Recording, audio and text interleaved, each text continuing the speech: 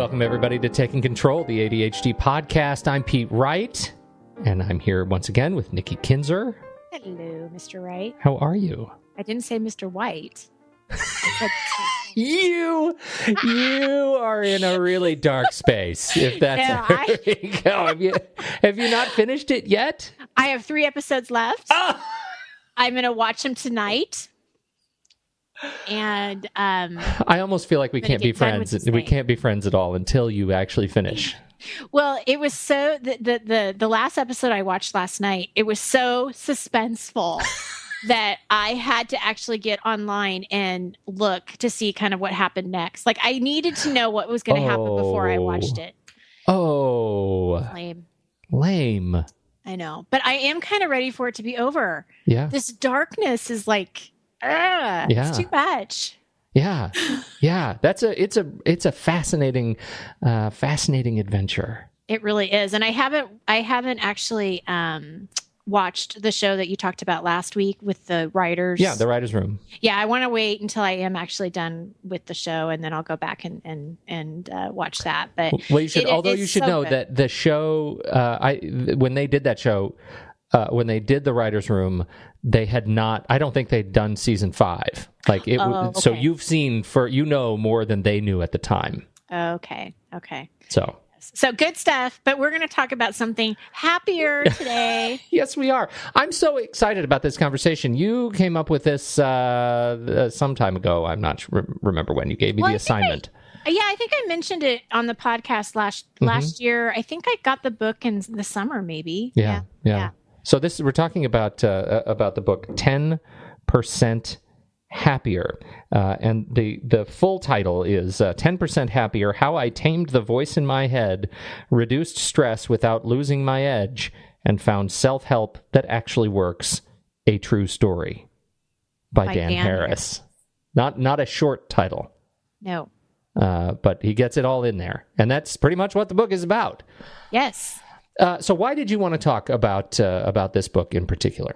I love this book, and I recommend this book to many of my clients for a variety of different reasons, which I'll talk about. But I think first of all, this book came to me in a variety of different ways. I saw somebody who read it on Facebook and recommended it, and then I think somebody else told me about it, and it was just sort of like coming around to me in my little universe, my world. And I thought, I'm going to pay attention to this book and read it. And one of the things that really interested me about it is that, when he had a panic attack on GMA, on Good Morning America, and he talks about that in the book, and it's from anxiety. Well, I have anxiety, and I've lived with anxiety my whole life and never really realized what it was until I was in my 40s, which is crazy that you can have something like that and not be able to label it. But that was the case. And so because we had that common thread, I thought, I think he has something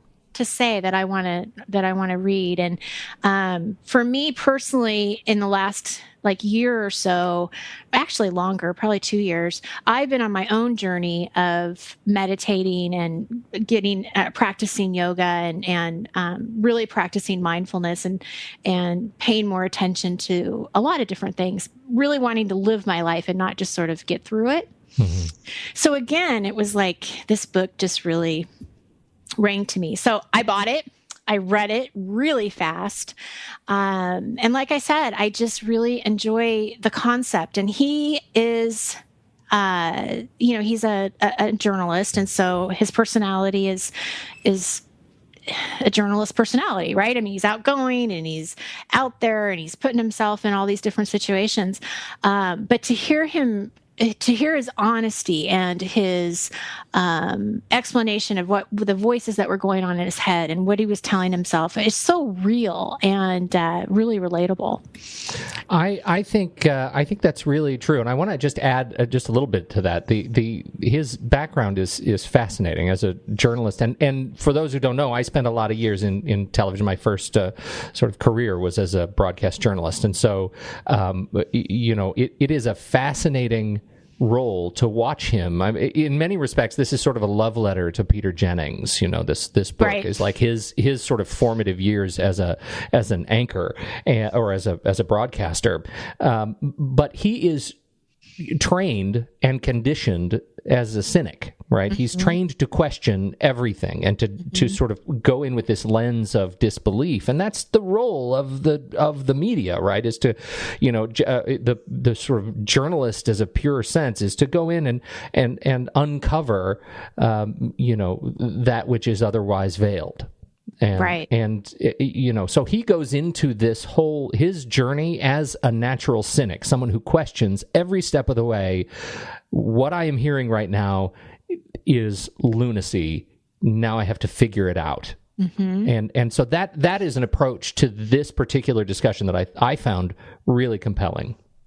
I agree, because he is so real about it. Like, he is not going into it thinking, oh, I'm going to start meditating and my life's going to change. I mean, he was like, when he was a religious reporter, I mean, he went into it, like you said, with questions and curiosity and really wanted to get, to the bottom of these belief systems and things like that. So coming from that, I think just, again, makes it so much more real for people, that, so many times I will talk to clients, or not even clients, but just people who have ADHD, and they'll say, I can't meditate. There's no way. I can't sit still for 5 minutes or whatever. And he doesn't say he has ADHD. He never even mentions that. He just talks about the anxiety. I did see him in an interview say that he has a attention span of a kitten, which I thought was pretty funny. So even though he doesn't say he has ADHD, maybe he does, maybe he doesn't, it doesn't matter. You don't have to have a great attention span to try this. And I think, as you read the book, you'll see the journey he goes on to actually try it. And I love when he talks about the first time he meditated, because it's so true. You sit down, your intentions are good, and then within like a second, you realize, gosh, I have an itch on the bottom of my foot, and I'm not real comfortable, and I need to move around. Or I remember at one point me kind of like opening one eyeball and looking at the time, trying to see like, really, how long have I been sitting here? And so I love the reality of it, that it's not this perfect practice that happens all at once. And it's a practice. It's not something that's right or wrong, or you can do wrong. It can look however you want it to look. But what I love about this, and what I encourage people to try when they do have ADHD, and one of the core lessons of the book, is that meditation and mindfulness, it allows you to pause before you react. And so much of what happens with us, is that you have that reactionary impulse of somebody cuts you off and you want to be angry, Well, he does. He talks a lot about that in the chapter on his relationship with Eckhart Tolle.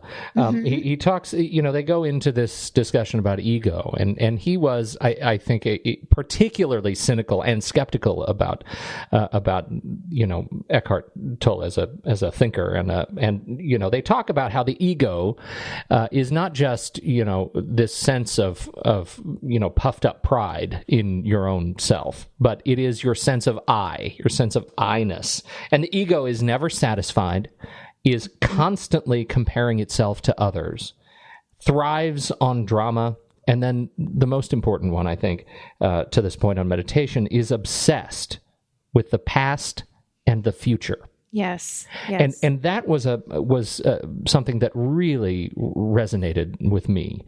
When I'm at my very lowest, it is generally because I'm longing for some experience that I have already had, that I likely will not have again, or would struggle in some way to repeat it, or I am anticipating something, some potential future that I likely can't guarantee will occur.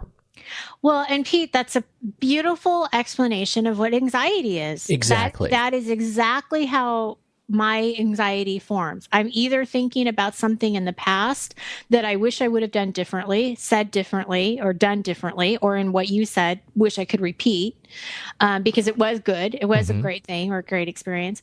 But then that worry of the future, of something that hasn't happened yet. You don't know if it's going to happen.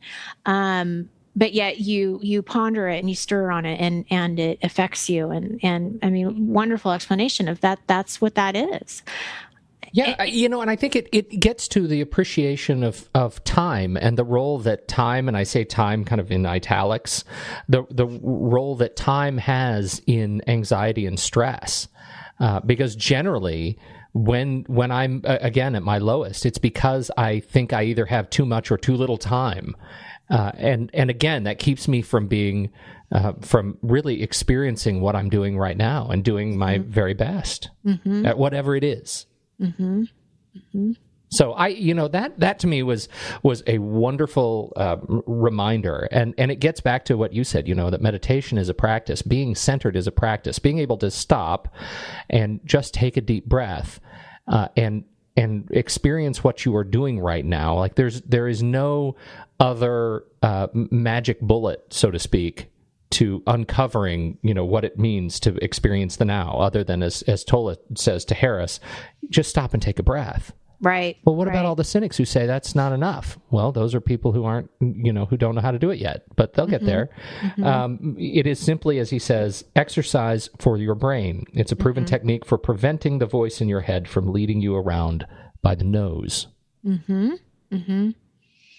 Well, and I watched a video of Dan Harris being interviewed about the science of meditation, and I thought that was really key too, because he was saying, as a cynic, unless there's science behind it, I'm probably not going to believe it.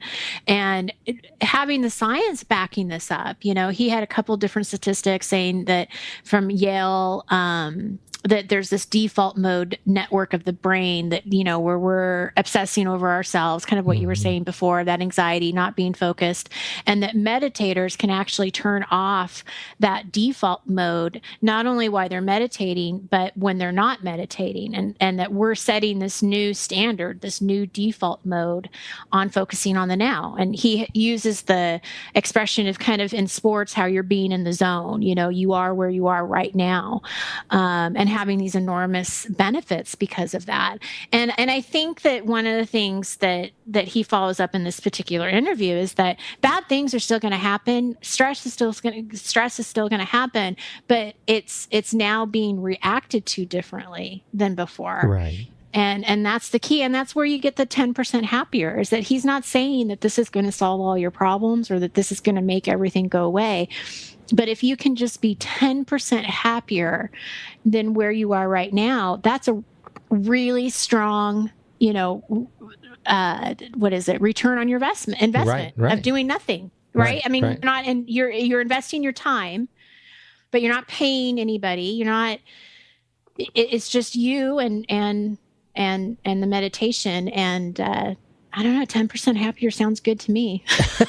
I'll take it. Why not? 10% less anxiety than, what you felt before. Well, and that is an interesting point. And I agree with you. I really love how he frames the whole argument, that this is not the panacea of, this is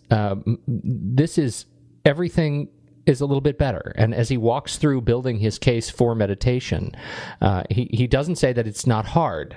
Right. I find it interesting. He comes back to the things that he's really struggles with still. Right. And one of them is back to this attention issue, is multitasking. He still finds himself, even though he is aware of the science of the studies that have shown that multitasking is a fable. It's a myth. That really we are at our very best productively when we are focusing on one thing at a time and finishing that thing. He still finds himself flitting between email and Twitter and writing and doing these different things. And that is something he has a hard time with. And the second is mindless eating. Yes. That really struck me, this, because I suffer with both of these things. This idea that I do crave a cheeseburger sometimes, and once I start eating that cheeseburger, it's way too easy to eat all the fries and all the burgers and all the everythings. It's a slippery slope. And his case is, by all rights, a regular meditation practice should help with those things. It really should. Capital S should. And yet it's still hard. It's still, that is stuff that's governed outside the 10% for him right now, but we're getting there, and it is a practice. Mm-hmm. Absolutely. So I encourage, when I talk to my clients about it, I encourage them, read the book, see what you think. People listening out, if you're looking or listening to us today, if you think that, you're looking for a new book to read, certainly suggest it. I think it's got some great stuff. It's really interesting. I always love seeing how people kind of got to where they are today. So like him giving the backstory of his relationship with Peter Jennings and all that was really interesting to me. Like I just really dug all that. Oh, yeah. Well, it's funny to see the triggers that that bring people to these new sort of realizations, even the 10% realizations. And for his, we should add, like part of his challenge was that he was a drug user, and cocaine for him replaced, as his therapist said, replaced the war zone, the adrenaline of the war zone. And that's quite an awakening. Right. So I'm curious, can you talk a little bit about your sort of mindfulness process, and maybe as a function of or leading up to your experience with this book? How do you meditate? What does that look like for you? Is that weird? Is that a weird question? No, not at all. I'm happy to share it. I think the mindfulness I practice I try to practice every day, and I try to be very mindful, not only about just everyday experiences, but I try to bring it to my children. We'll be like driving to school and I'll notice the sunrise, and I will always comment on it. And I will always comment on how beautiful the mountains look, or I'll notice something and I'll say something and I'll bring it to my kids' attention. And yes, there is sort of not only am I noticing it, and there is that reason that I want them to notice it too. Like I don't want them to not see the beauty that's around us. And the mindfulness eating or the mindless eating was huge for me too. So when we have dinner, I make sure the TV is off and that we're all having dinner, talking to each other. So they're little things that I've tweaked so that we are more in tune with each other. When I go watch my kids play basketball or football or whatever their sport they're doing, my electronics are not on me. They're in my purse, in my car. I don't look at them. I want to be in the moment. I want to look at my kids play. I want them to see that they see that I'm watching them play. There is nothing more important than that moment. There are certain events that I have to actually kind of like prepare myself for, in the sense that I really want to be in the moment here. And so I'll remind myself that this is important and really just enjoy it. And one of those things is, as you know, Pete, I'm a huge Jason Mraz fan. Love his music. And anytime that he is near me in Oregon or Washington, I will go see him. And like he's just filling up his car at the gas. You're there. I'm there. And I had the privilege of watching him twice in 2014. And both times that was that kind of prepping myself of just be in the moment. Don't think about what his next song's going to be or how long the concert's going to be. Just watch. Just be there. And you just experience things differently that way. And like I said earlier, I got to the point a couple of years ago where I just felt like I was fast forward all the time. Like I just wasn't enjoying things the way that I really felt like I should. And that's when I really started reading up about mindfulness and meditation. Now, so mindfulness to me is something I try to do throughout the whole day. And I do that with my clients too. Like I really am very, when they are talking to me, they get all of me. Like distractions are gone. I am completely, wholly listening to just them. And I'll meditate sometimes, not all the time, but I'll sometimes meditate about 5 minutes before a client call, just to get me kind of in that zone of being where they're at. I would love to say that I meditate every day, but honestly, it's something that is hit and miss. Sure. I try. I can tell when I don't. And this is something that Dan Harris says too. Like, you can tell. I will be more on edge if I haven't, or if I haven't even just spent time to think of my intentions. Like I'm kind of big on, okay, what's my intention going to be for today? If it's to be, I'm going to choose to be happy. I'm going to choose to do this or do that. If I haven't really sat down to really explore what those intentions are for that day, I can tell. I go off road. Right. And so the meditation I try to do every morning, I've done in the evening. At this moment, because we're talking about the now. I'm meditating right now. It's a hit and miss, and I would love, and that is actually, when we talked about resolutions, and what we want and what we want in the coming year. I mean, that is one thing that I would like to try to do every day, because I know it makes a difference. It makes a difference for me. I can't say it will for everybody, but I know it does for me. What about you, Pete? I'm sort of hit and miss. I tend to use. Well, this is something sort of new, and I think it's part of my experience of having just gotten back from Costa Rica. We did a bunch of the adventure type stuff in Costa Rica, and so we started with some whitewater rafting, which was right about where I'm okay. I feel good about whitewater rafting. We had a good time. I liked the rapids. They were nice big rapids. It was a good time.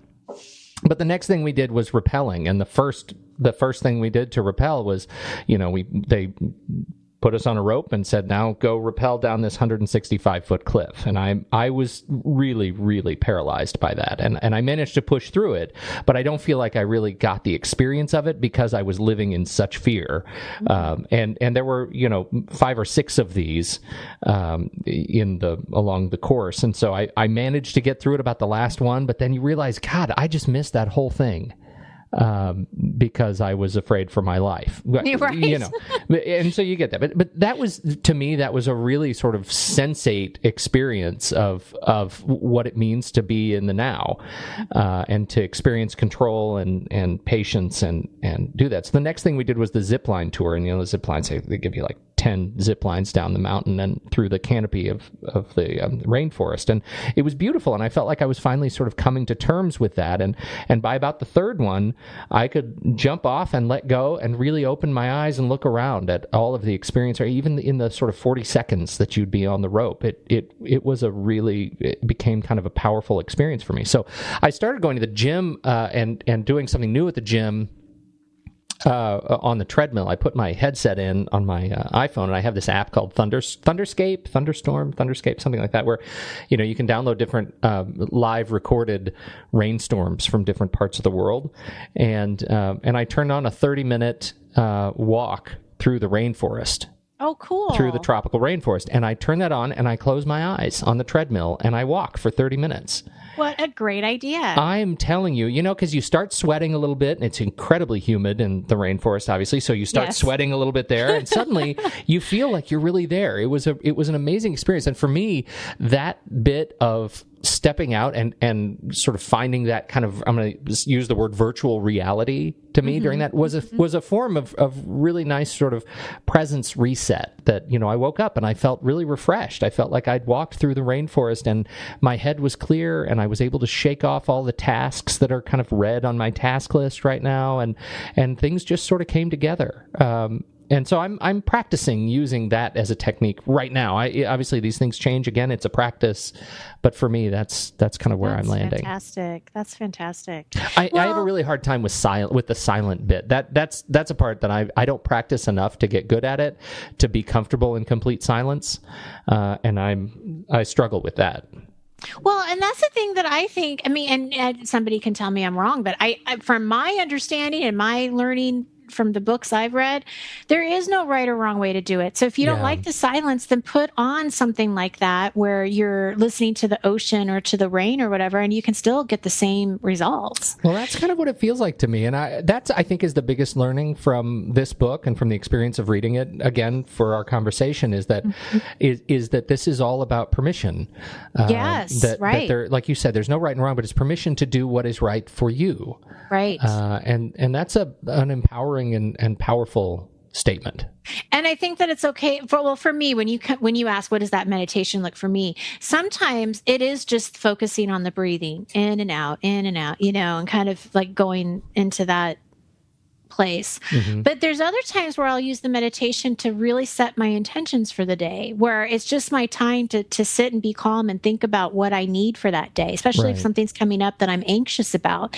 And that's where it's really helped, is that, maybe I have a new client and I'm kind of anxious about talking to them, or I've got an interview with somebody, or you and I are doing a podcast. I mean, whatever it is that might be, making me feel a little bit anxious, that I can sit down and take that moment and be clear about what I want in that situation, what I need from that situation, and gain a little bit of insight and confidence that, again, it's not that you're not reacting to something. You're, taking the time to be in the now. So I one of the things that just got me thinking of something that was actually recommended to me by a couple of people. I think I say this sort of with my head down. I think it was a link on Facebook.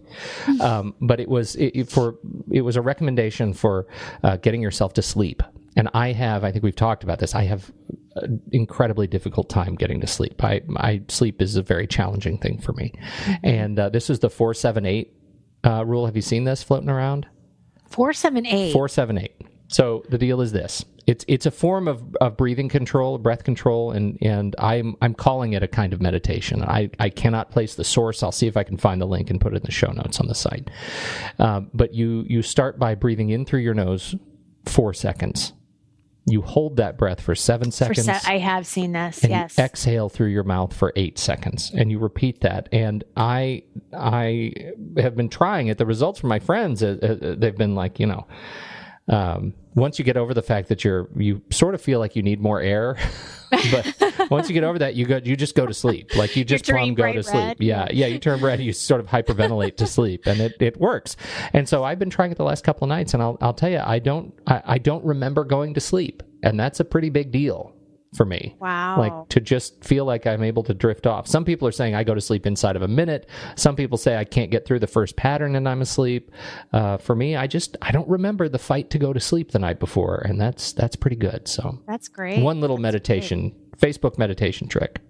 Well, what's really kind of ironic about that? What's that? Is just this morning I clicked on Facebook this link, or no, I think it went through my email, so I can send this to you. And the reason why I just heard of what you were talking about is it was like different ways to deal with anxiety, and that was one of their techniques. Really? And I just saw it this morning. Well, now I can't do it anytime but going to sleep because it'll put me to sleep. So I can't do it when I'm anxious. No, it's good though. I think that's good. Yes. Yeah. No. I think, because so many people feel anxiety before they go to bed. Yes, that's true. That's when it is. Because that's when you're having to relinquish control of the day. Right. That's the most difficult time for me. Wow. Interesting stuff. Yeah. Good stuff. I love it. Thank you so much for recommending this book. I'm so glad for having read it. It is a great journey through his relationships with thought leaders in this subject. So if you want to sort of, I guess, kind of meet all of the people who are great thinkers and writers and get it makes for a fantastic reading list of further work. Right. Because he goes through all of the people that he's met in his journey and all of the books that they've written on the subject. It's a great primer. Yes, absolutely. I agree. Very good. Thank you. Any other news for the people? I don't think so. Awesome. No, we're good. All right. Thank you, everybody, for listening. Make sure you head over to Take Control ADHD, find out more about the podcast, catch up with back episodes. You can subscribe for free in iTunes or your podcatcher of choice. And, if you're new to podcasts, it's a new year. Maybe your resolution is I want to listen to more podcasts. Maybe you heard Serial, which is still awesome. There's a little new to podcasting link on the podcast page, and you can click that and get a little bit of a tutorial of how you might subscribe to a podcast if that doesn't mean anything to you. So subscriptions are great. We sure appreciate when you subscribe. Make sure you don't miss an episode. You can find us at Take Control ADHD on Twitter and Facebook, and it's even on Pinterest. We're on Pinterest. All the shows are on Pinterest, along with all sorts of other good stuff. So you can find Nikki at Take Control ADHD. I'm at Pete Wright on Twitter. And until next week, this has been Taking Control, the ADHD podcast.